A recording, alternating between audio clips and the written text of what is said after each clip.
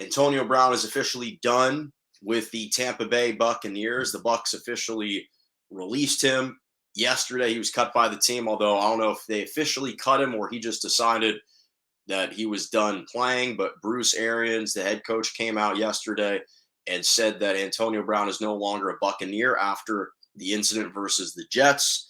He was frustrated on the sideline for apparently Coach Bruce Arians was trying to insert him back into the game.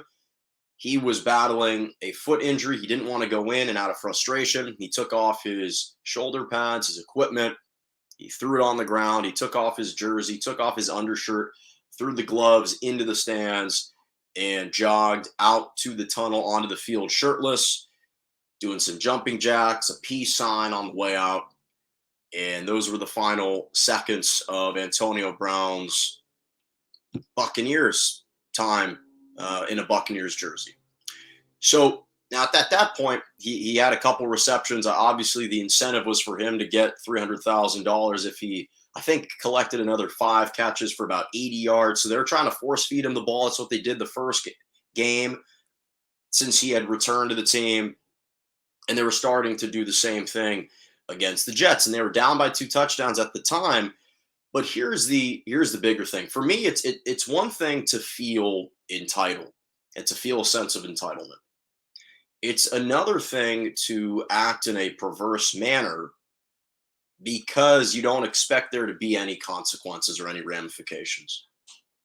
And those two ideas are two very different things, because this is a guy who's always been very mercurial, and that's something that has started to come to the forefront a little bit more. One minute you see him smiling, he seems happy, he's coming onto the barbershop to discuss different issues and spats that he's had. The next minute he has a temper tantrum on the sideline.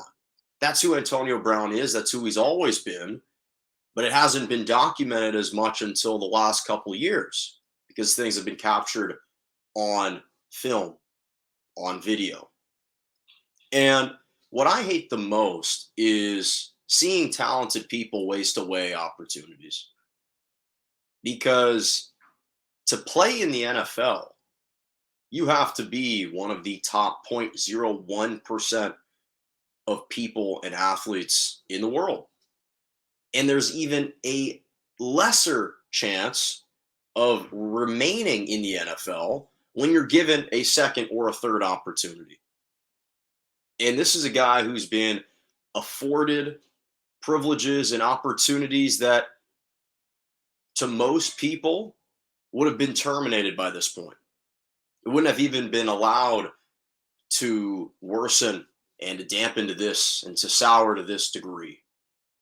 And he's, quite frankly, abused the privileges that he's been afforded, because no one else could get away with it. I don't think I've seen anyone else in the NFL and in the history of the league that has been able to overcome so many transgressions and to transgress so much off the field and still be afforded time and time again an opportunity to play it. And really, when you look at his entire career, he's been a dumpster fire everywhere he's been, but his talents have overshadowed that. And they've forced these teams and these general managers to gloss over it and to basically put it behind him and give him the benefit of the doubt because his talent is so exceptional. This is a guy who has received the 25th most receiving yards in NFL history. He's a 7-time Pro Bowler, a 4-time first-team All-Pro selection, 7 seasons of 1,000 or more receiving yards. That's only been done a handful of times. This is an exceptional talent, but an incredible, incredible diva.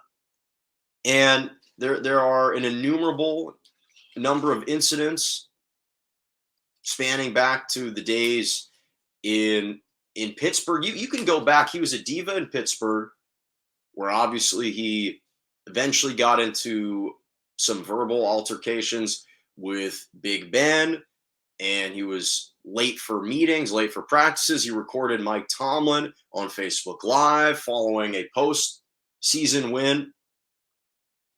And from there, it just spiraled out of control because he was involved in a domestic violence abuse incident. Apparently, he pushed the mother of one of his children after she asked for some reimbursement money after a haircut.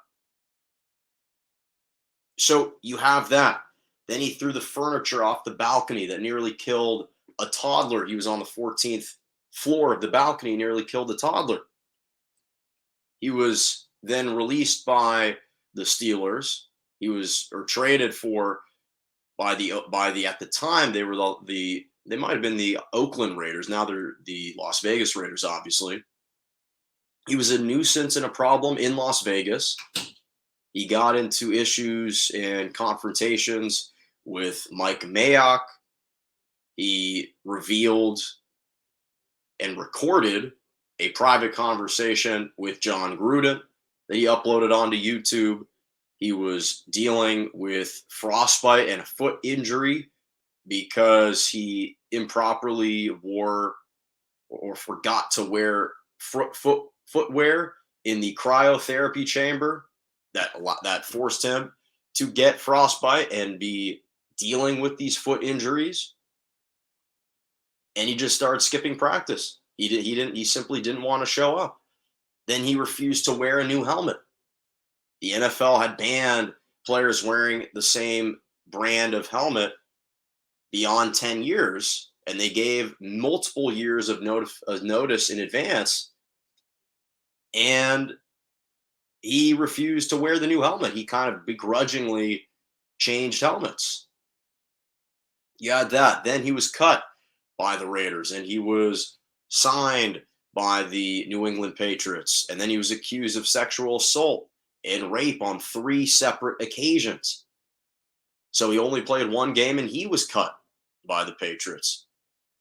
And now we come to find out this year that he had turned in a fake vaccination card. He had lied about being immunized. And now this.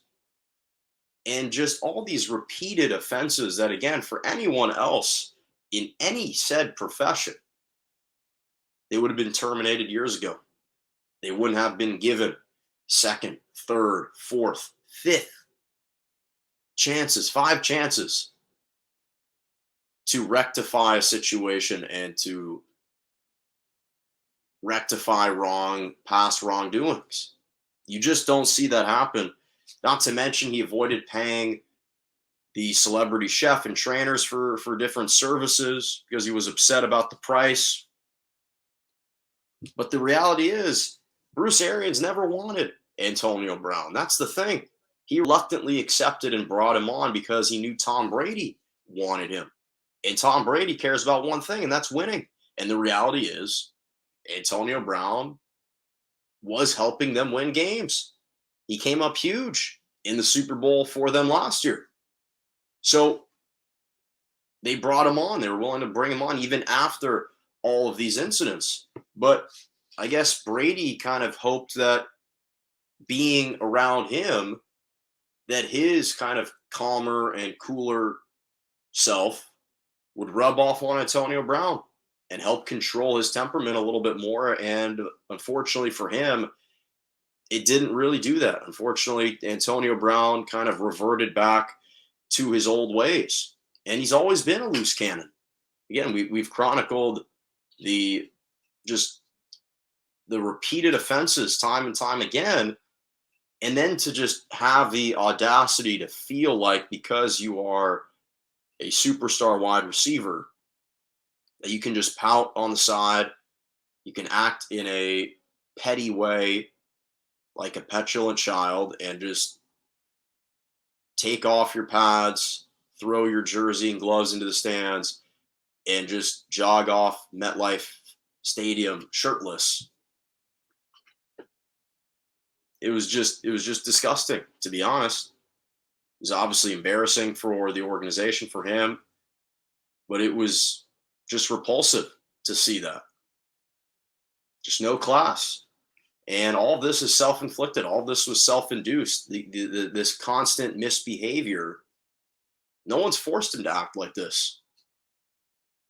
And it just continues to happen.